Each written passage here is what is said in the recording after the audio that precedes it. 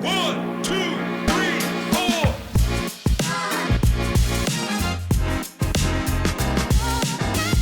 Hello, everyone. We have a very special episode in store for everyone today. With me is Muneera Qureshi, and we've been chatting for some time, and I can just tell you that it's going to be an incredible episode. Muneera is the Vice President of Product Strategy and Innovation at Ezra Coaching, which is a professional training and coaching company. She was previously the Director of Product at TVO. TVO is a Canadian media education group, probably the largest in Canada. And in the early days of her career, she's worked as a software developer and also as a process engineer in both Pakistan and Saudi Arabia. So from Lahore to Saudi Arabia to Canada. So you've been to many places, Muneera, and that's been quite an incredible journey. And I should also mention that you're a mentor at Women in Product. And for those who don't know, Women in Product is a non-profit organization dedicated to empowering women in product management and advocating for equal representation in technology. And you also hold an MBA from University of Liverpool. Muneera, welcome to the podcast. How are you? I'm good. Thanks for having me. It's very exciting. It as exciting as it is for you, it's doubly more for me and for everyone that's listening to this podcast. So Muneera, before I delve into some of the probing edtech questions I have in store for you, I'd like to start with your personal journey from Pakistan to Saudi Arabia to Canada, and now you're eventually living there. How has that entire experience been? And if you can very quickly walk us through how that journey looks like. Yes, sure. Actually, my life journey didn't start from Pakistan directly. I was actually born in Saudi Arabia. I was really young when my family moved back, which I'm really thankful. I think all my creative thinking is also coming from Pakistan. I think it's an amazing country to be able to grow up and get educated in. I started while I was really young. Of course, your parents have the dreams and wishes for you, and most of them was really about what I will be doing and what degrees I will be taking when I grow up. So I tried. My dad was an amazing role model for me, and he was really, really focused on having a good and higher education, especially as a woman in Pakistan, where I have two more amazing sisters as well. So of course, he was really focused on that. In the beginning, it was really about let's become a doctor, pre-med, and I did some education around that. And I came back, one of the exams I gave, and I came back. I'm like, that I don't think that's for me. I really, really want to go into the point, and I think math would be really good. So I started doing additional math, and I went into computer science eventually and became an engineer, which I thoroughly loved. I was in Ecohonu Textiles, and I was in a very small IT department and doing some engineering around database engineering, actually Oracle ATI. We were implementing Oracle Financials, which was amazing. And then after that, I moved to Saudi Arabia. I got married, moved to Saudi Arabia, did a few gigs over there, and really enjoyed and had a young family and really had a very good exposure because although it's Middle East, but it has you get really exposed to very different cultures. So where I was living, I was really exposed to almost 45 different nationalities, which is amazing for my own personal growth. And then our plan was always to move towards Canada or North America, and we chose Canada because we always loved being around Canadians too. Finally moved here almost 10 years ago, and I started working small consulting. I actually tried graphic design also and failed as a freelancer, which was also my really, really big passion. But I now lead design team, which is amazing. And then I eventually joined a company, which was a product company. And I love the entrepreneurship because I was always doing my own side gigs. And it's also coming from family. We're all entrepreneurs. So yeah, that's where it started. And I started my journey in TVO. TVO is an amazing organization with really, really good culture and really good mission. It's around journalism, media, documentaries, and digital education. My first of the products were actually games for kids, which I loved. So anyways, and I loved coaching and training. So eventually started and leading 5 to 6 product teams and leading design principal, and I coach and mentor on the side for women in product and also anyone who reach out. actually. A lot of people who are new in the country also reach out for help that how to get into the product management. It's not only focused on women in product, it's anyone. But mainly my main mentees have been women. So of course, so yeah, and now I'm in coaching and professional coaching company, which is a B2B product, an amazing company, and I totally adore. I know I have had amazing coaches in my career and mentors, so it brings a lot of value. So I'm loving it so far. Like that sounds like an extremely accomplished and a very illustrious career. And life truly does come full circle. You know, you started out probably as like back in, you know, when you graduated as one of the very few people, one of the very few women in tech, and now you know you are a I role was the model. only one woman actually in my cohort That's in Ireland in Abdul University. wow. Yes, That's started with 3 women, they dropped off. But anyways, but enjoyed it. Like, I always loved computer science, the tech side. Yes, yeah. no, that's incredible, right? And now to think about the fact that you're a role model to so many others, and I'm sure encouraging them to take on in your capacity as a mentor in women in product, encouraging people to now take up roles in roles in product management and technology jobs in general. So I'm most interested right now because you know you've given your deep experience in edtech. I'm going to mostly focus all of my questions there, whether they're related to the industry, whether they're related to the profession itself.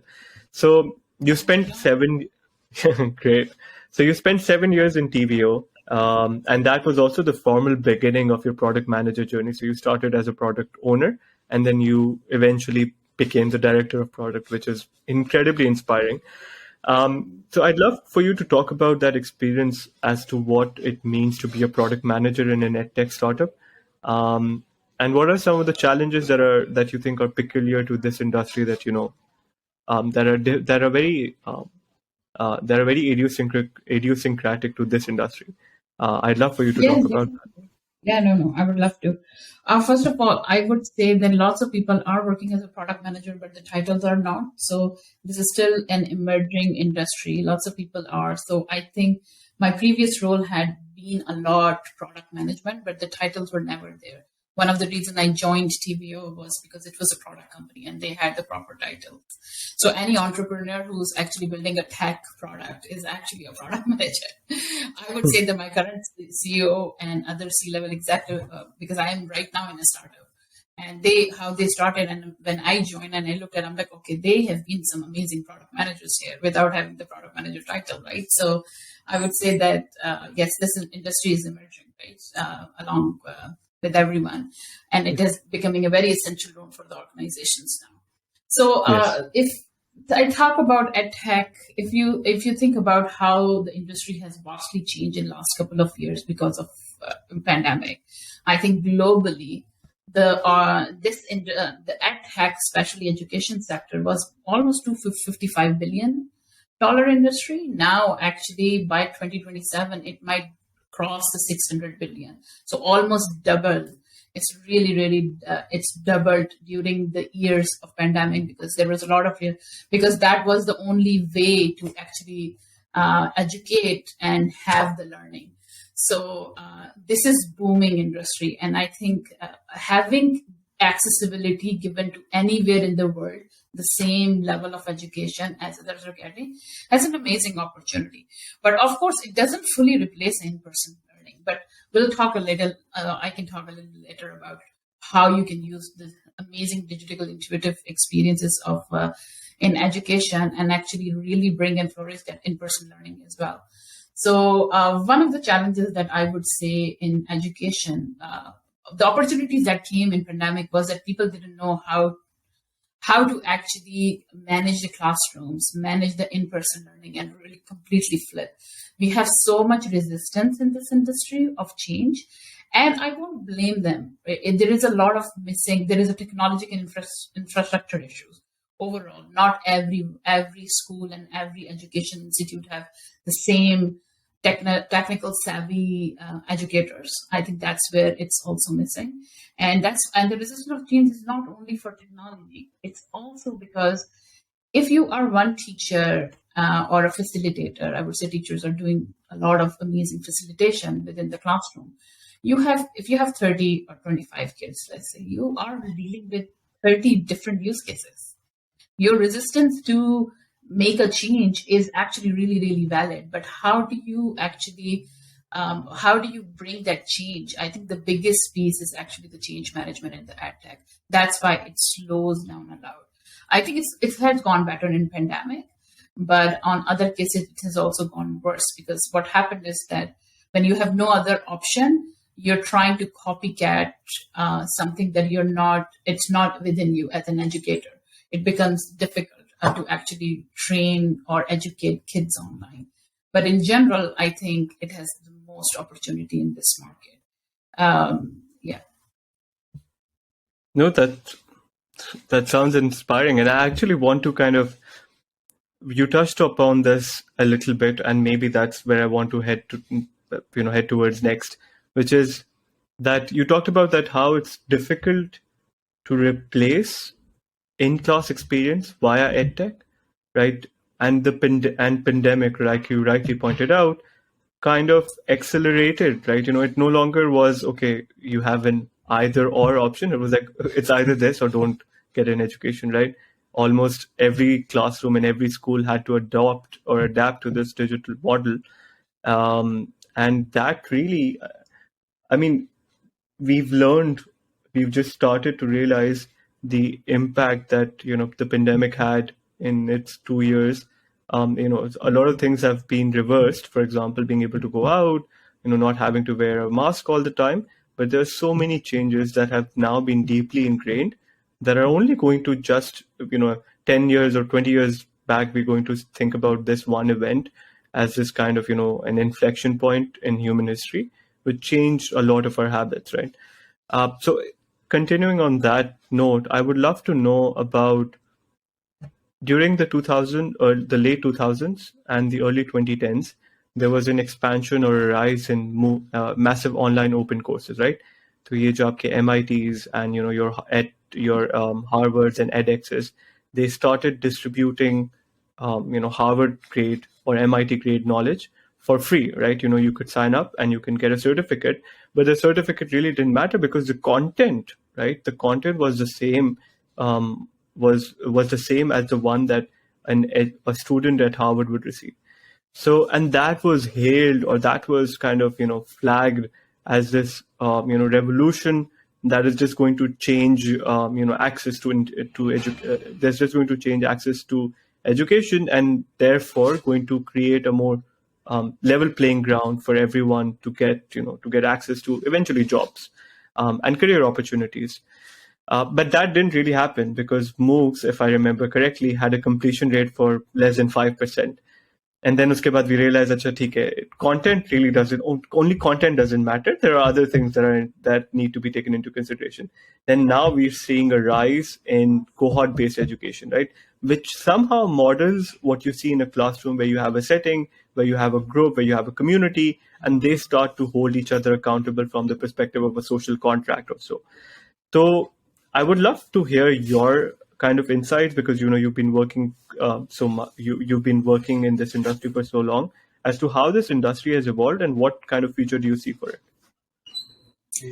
So I think you will find very different point of views around this, because there is a lot of different point of views because of how much each country globally, where everyone's at on ready for a change.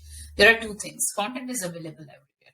You can become a software engineer sitting in the basement and doing a 6 months course, or even 2 months doing your coding by doing a course, versus doing a 5-year or a 3-year degree program.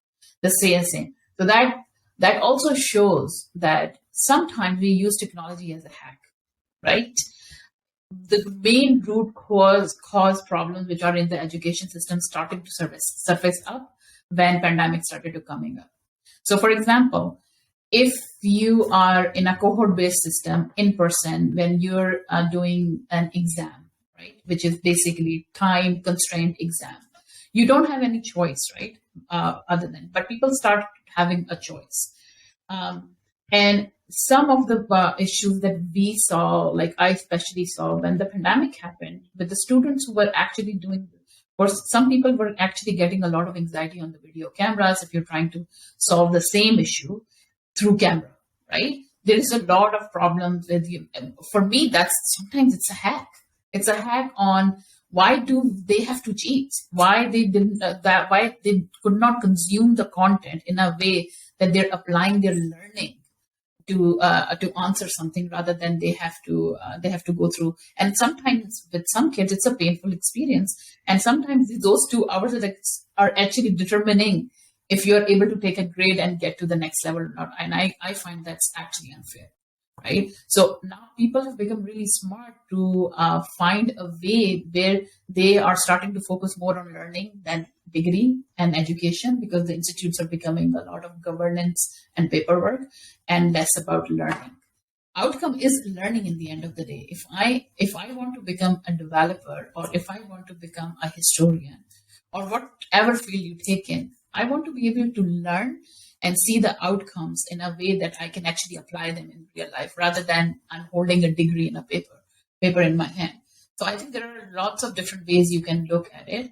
But regardless, we are human beings and we love in living in the communities. Having an in-person connection actually does not replicate. One of the misconceptions in education sector, what happened and what created a lot of noise, was change management again. Like as a digital experience and digital intuitive courses started coming on, teachers went through a lot of change. That, are you guys trying to replace us? No one can replace a teacher, an in-person teacher.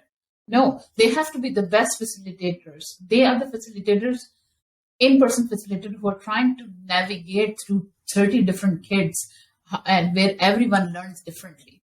So you can use the same technology, same courses, in person, in the classroom as well. So teachers are able to actually pay attention to the kids who really need their attention. There is no way a teacher can actually pay attention to 30 kids. These technologies are not only helping completely online, these technologies are going to help in-person learning as well. That's just my point of view. And in terms of when you say cohort-based learning, I think that's where the community piece comes in. You can replicate that as an online as well. I have seen so many online workshops and courses are doing so well than any other. But it has to be intuitive and more engaging. So, for example, I just recently did this one product management course from Mo. He's a product management expert within. His courses were not just the certificate, they're very workshop based. Like, you're taking away the frameworks, right, with you, and you can actually really apply it. That type of learning is very workshop and intuitive, hands-on learning, rather than just a degree and reading and just doing an exam. You know what I mean? Yeah, exactly. I smiled slightly when you were mentioning Mo, because Mo Ali is going to actually, he's going to be a guest on the podcast later next month, hopefully. So that should be exciting. No, I agree with you. And he's my mentor. He's amazing. I'm pretty excited. I'm pretty excited to have him on the podcast. So you mentioned that. So we talked about access a bit, right? So I would like to maybe now, you've been in product for more than 10 years now, and I want to maybe bring on or talk about a local challenge. So हमने ये बात की कि एक मतलब ऐसे north America में या यूरोप में, where for example where ये जो ये MOOCs की a massive open online courses की revolution it started, and now it's maturing, right? We got to this realization, okay, now we need to introduce a more community based element in our learning. But Pakistan is like decades behind the modern education system, and that's kind of it's not just decades, it's not just the system is decades behind. It's also about the fact that it's also about access to any kind of education system. एक तो ये कि system is broken, but there's also broken system, even if accessible, could be could impact positively, right? But right now majority of the people struggle with access part. So I'd like to know from your perspective, What are some of the biggest challenges that come about when you talk about access to edtech in Pakistan? And Mhm. for example, for people that are working in this industry, how can they design product that really fast track that, the access and the distribution issue? Because we at this point in time, it's almost become a desperation of sorts to be able to kind of solve this issue, solve the education problem in this country. Do you find the issue is more access to the people of the same content that is available everywhere, not or it's not being accepted No, as a mode of learning? I think it's I think it's definitely about the quality of the content, right? That's one of the reasons why we see private schools doing or faring so much better in producing elites that then end up ruling the country. I do not by any means, I'm not discarding that quality of the content is important, but I'm saying that even if, for example, the quality was mediocre, यहाँ पे majority लोग just don't have access to it because education at a lot of times, one is that, because for example, school teachers, we talk about the concept of ghost teachers in this country, right? That there वहाँ पर आके कोई पढ़ाता ही नहीं है. There are no teachers in this country, right? So even if a bad teacher or even if a mediocre teacher ends up making you learn something, that's better than you not receiving any kind of education. So मैं उस perspective से बोल रहा था कि problem is twofold.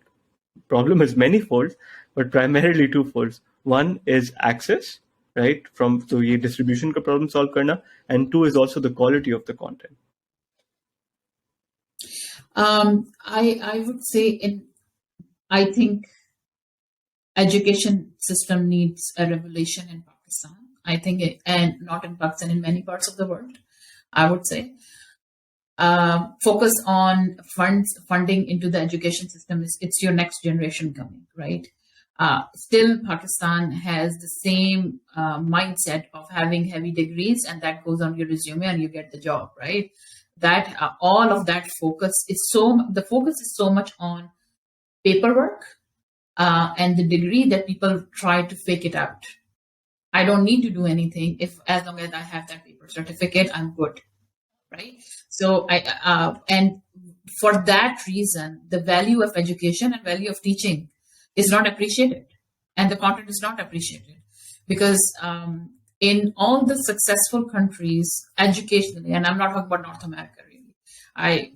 There are many countries on the Europe side where the teachers are the most highly paid profession, and that is because they are securing their future by having the teachers highly paid so that their sole contribution to the society is actually bringing up the young generation and making them the good contributor to the society.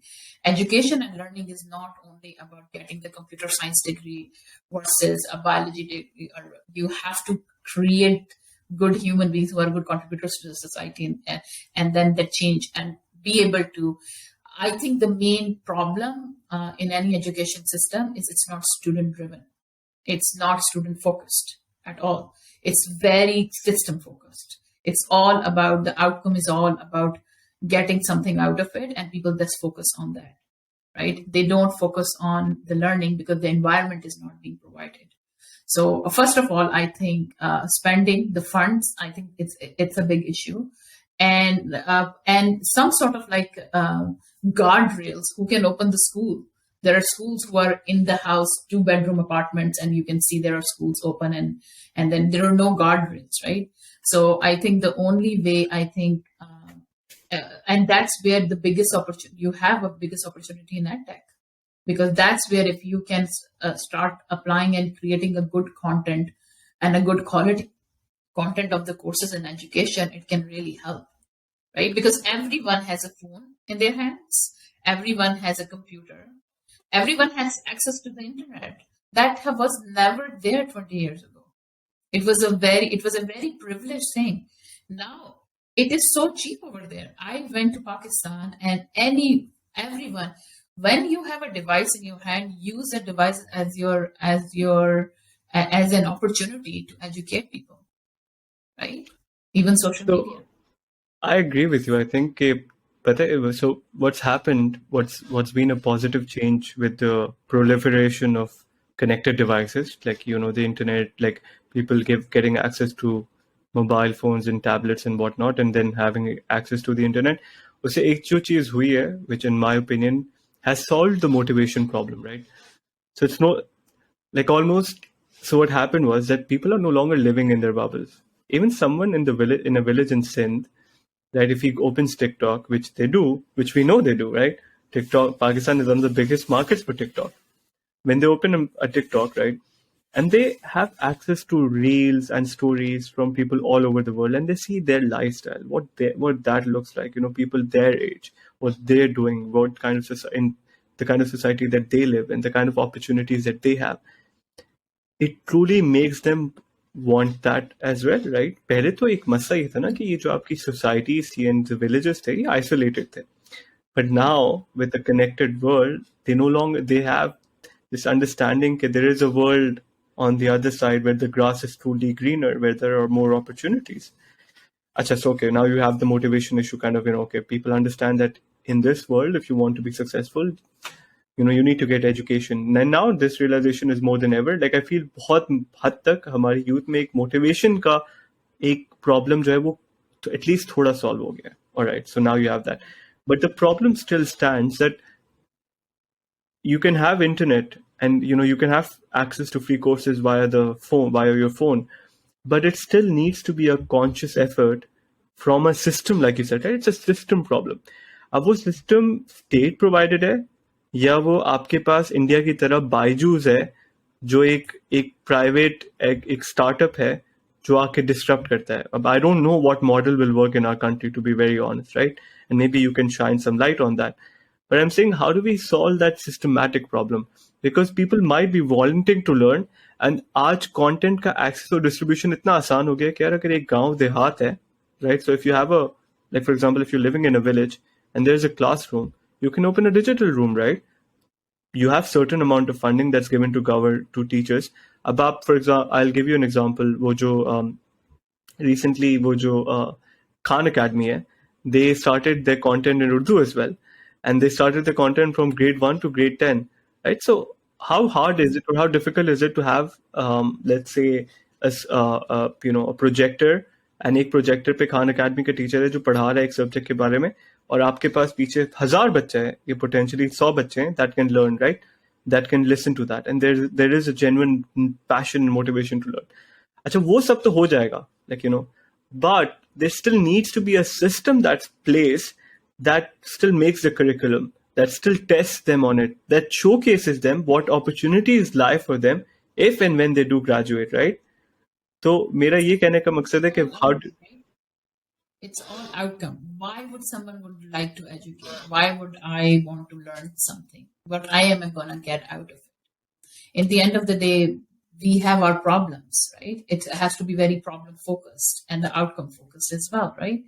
So, for example, we do not have equal opportunity for women to work, right? If we have equal opportunity, but how do we get there?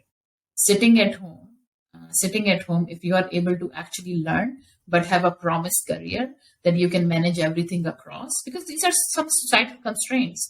How do you enable those people? How do you enable? Only learning isn't there. They have to see there is a light at the end of and you talked about some people in village, right? What are their challenges over there? Do they want to make more money? Do they want to have a healthy life? Do they have to have light? Like, what are the challenges they face, and why are they actually going forward and want to actually really learn and educate themselves? We need this. There can be system, or there is opportunity for some startups over there, right? There is a lot of hiring happens in Pakistan, that like people are working for North America. North America is very privileged but very consumer based economy, but has good economy, has money, and they are hiring a lot from Southeast Asian market, right? If there are opportunities that we know that at the end of the day there is some outcome where they can actually get hired or they can work from home, that type of mechanism will work. Because in the end of the day, to have better economy, you want more people to be working and making money and have economy, right? So, and it will stabilize a little bit of economy as well. So I think the system do needs to change, but I would not think that, I don't know. Until now, if the government has not done anything, I don't know how much we want to focus on that. That is something that I think revolution can come just one step at a time. It cannot come sudden. If there are, I think there are some opportunities that where you can open the job market, learning and then job market in that way. So you can do small little courses, but there is a promise that you're going to get the job in the end. Or it's all it's all interconnected, in my Yeah, perspective. very transactional in nature, right? So Human beings are transactional in the end, right? that's true. Uh, let's come back to product management. So you started, you've gone through from software engineering to product owner to director of product to now vice president of product. How has your product journey been? So like, uh, what made you fall in love with it, and like, for example, in your perspective, what makes a good product manager? So I'm sure, like, there is no good answer. There's no good universal product manager, or at least that's what I've been told, because it depends कि आपके stage आपको बहुत adaptable होना पड़ता है, right? It depends on the stage of the company you're in. So different product managers, we have different archetypes of different product managers. We have different archetypes of product managers that fit in well with different situations and different contexts, right? अच्छा technical product है, नहीं technical product है, B2B SaaS B2B है, या तो फिर आपका consumer based है, आपके for example early stage startup है या लेट स्टेज कंपनी है. But there are certain universal first principle fund traits that I'd like for you to talk about, that you think make for a good product manager. I would say yes. I think depends from product culture to product culture, but I would say that why product managers are hired in the companies, they are hired to ask questions. They're hired. They Most of the product managers who are hired are because of their curiosity. Because at the end of the day, machines can give you answer, but someone has to ask questions, and that's why I think the more whenever I hire people who can ask better questions and who can challenge the status quo. And also they also master delivery, although it's not a delivery role, but they know how to get things done. Right? So I think curiosity is one thing, but I would say a good product manager is actually masters the customer science. Really, that who the user is, who the customer is, why are they buying, what their day to day looks like, what their pain points are, and then you have to be really know in and out of your product. You are the expert on the ground, where you have the knowledge because you are not a subject matter expert. Like, for example, I was not an educator to become an awesome product manager. I was someone who could ask the questions and actually also challenge them. Right, a lot of transformation happened under me because there is a lot of change happened and I was the ad tech product manager during all those years, and I challenged. And when I left, I saw how much change happened because you have to ask questions, right? You have to challenge the status quo. Then business knowledge and your empathy is not only for your users. Your empathy has to be for your business stakeholders too, because everyone has their own motivation and goals, and you really need to understand where they are coming from. Everyone's coming from some challenge. You have to be a very good listener. You have to listen. You don't have to listen to respond, but you have to really listen. And then, whichever industry you go in, you don't have to be a subject matter expert. I don't believe in that. You can always be a generalist. It really depends on, like, different companies come up with completely, some of the companies really focus on subject matter expertise, but I don't think it's a necessary thing.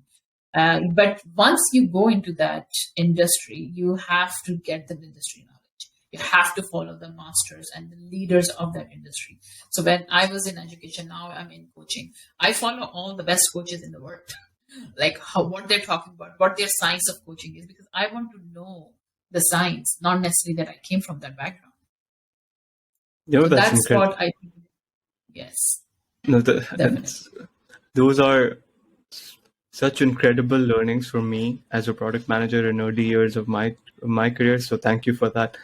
I'm going to take note of that. And it resonates so much with, like, for example, I see my product lead the in my own company, when I see my product leaders, emulating some of the traits that you just pointed out, it also gives it it truly shows me um, that there is so much to learn, and there's still so much to kind of, I've just started to scratch the surface, let's just say. Um, and I'd also love to know about your role as a mentor for women in product, right? Why did you go, like, what kind of prompted you? I know you touched about your journey up, and your roots, as a female being brought up in a family where your father wanted you to be educated, and then being the only female in your technical coursework at your university, and now being a mentor for women in product. So, and I'm just going to throw some numbers, right? That while I was researching for this podcast. So women hold 26.7% of technology jobs, and with much lower representation in leadership positions. And then more than 50% of women in tech report gender inequality in some form or the other. So, do you see this trend reversing or improving? And what kind of efforts is the organization that you're part of making towards, reversing this trend? I would say personal experience. Yes, all those are facts that you're talking about. But I also do a believer of let's not talk too much about it and actually do something about it. So what are we doing on our end to empower women, right? So for me, it's like paying forward. I have had good coaches and mentors all my life. I have some really good, strong women around me. I would say either they're in shape of my friends, my sister, my mother is badass too. But I'm just saying that it's like you have to have someone to look up to when it comes to that. So I'm just paying forward, really. I have had good coaching and mentoring when you're in early career and throughout is so much important because you have to have someone who you can live and inspired by, and it's an external and unbiased opinion, right? That's why I'm in this current organization too. We provide professional coaches who are unbiased, external, and you can talk about all your things. But in terms of women empowerment, I would say that whatever we say, I think women work a lot towards impact and all of that. In the end of the day, if you are able to work and make something out of it and able to make your own earning and be independent, it gives automatically a confidence. But how do we prepare women for that? We know in technology, when a woman, even if it's Google, any other high tech companies, you said the ratio is always men higher. We know that because there are so much gender equality. What are we doing to give them more opportunity so that they have built the confidence is low because of the number, right? I'm not saying that there is a confident woman. No, we have, and we have to coach and train them and give them. Until we don't give them opportunity, it's not going to happen. So what I do on my end, I just pay it forward. I just mentor and coach some women, and it is regardless of what field they are in, really. So I think find someone around you. I always say to women, find someone around you. You will find so many people. It's just a matter of asking for help. Yeah, I live by this principle that it's always easier to ask for forgiveness than to never ask. No, you have to ask people. And you have no idea how many people would be just so much willing. And sometimes we just make assumption that it's not going to happen. Just ask. Yeah. I would say just ask. And that's why I think education makes a big difference. Yeah. And I hope anyone and everyone who's listening to this reaches out to you. Abhi, our reach right now is not that great, so I don't expect your inbox to be flooded. But eventually, one day when we are pretty big, and someone just listens back to this episode, or a lot of people listen back to this episode, they're going to hit your inbox. And for those, I'm sure your inbox is still open. So now I'll come to the final two questions that I have stapled for almost all our guests. So one is, what is your favorite book? So what are your favorite books? Book or books? I kind of give this disclaimer because kuch logo ko, a lot of people get offended when they're asked to just talk about one book.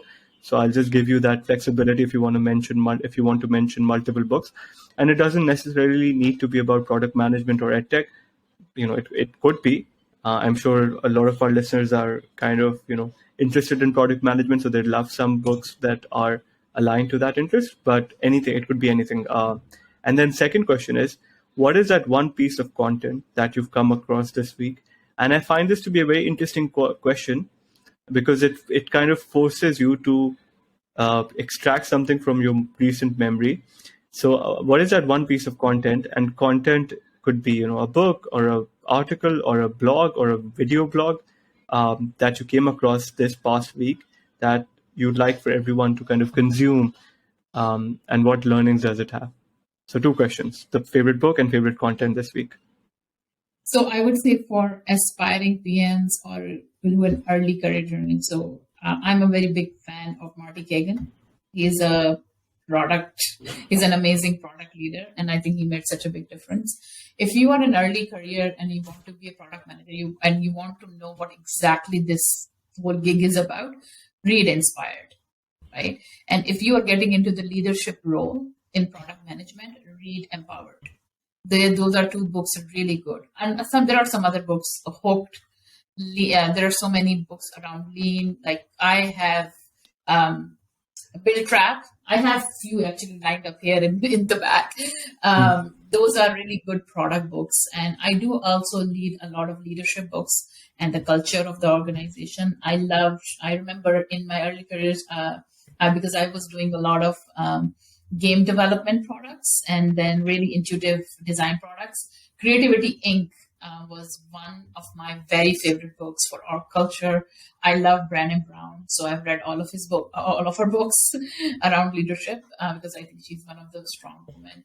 And I do listen to lots of podcasts because I tend to now drive to work, and it just helps me. So I just get hooked with one type of person and who are making a difference. These days. It's Stephen Bartlett. He is a very young entrepreneur.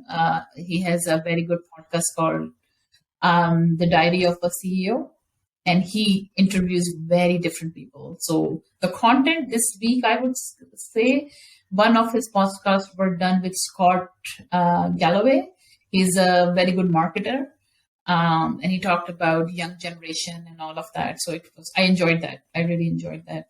And the book that these days I just started reading, I'm a big avid book reader. It's Trillion Dollar Coach. It is by one of the Google leaders, and it's an amazing book. Yeah, that I personally like. All incredible content. A lot of the books that you mentioned, they've been on my to-do list for quite some time, but I haven't been able to get to them. But say Build Trap is really good. If you're a product manager who's really working closely with engineering, right? It really depends on the space you are. Build Trap is a small book. It's not also a very huge book. Yep. Right. So if your life dependent on it, read Build Trap for all PMs out there. Yes. Right. So you're not over-engineering the solutions. You're focusing on the problems. That's true. All right. Thank you. My team now makes fun of me. They want to make a T-shirt. What problems are we solving? Because I tend to focus on that terminology. That's incredible. All right. Thank you so much, Muneera. It was honestly a pleasure kind of speaking with you, learning from you. And I'm sure anyone who's listening to this will have similar opinions. Thank you for coming on the podcast. I hope we get to speak again and you become a guest again, and we can make this a more we can make this a monthly or a quarterly routine at the very least. Are there any parting words that you'd like to share with the audience? No, I would just say keep going. I think slowly spread the word. This is an amazing career in Pakistan. When I was there, it was not there. So I think just keep going and don't forget to reach out for help whenever needed. All right, perfect. Thank you. So you heard the lady. Keep supporting the efforts and keep supporting us in our effort to kind of democratize tech and product knowledge. And with that note, goodbye.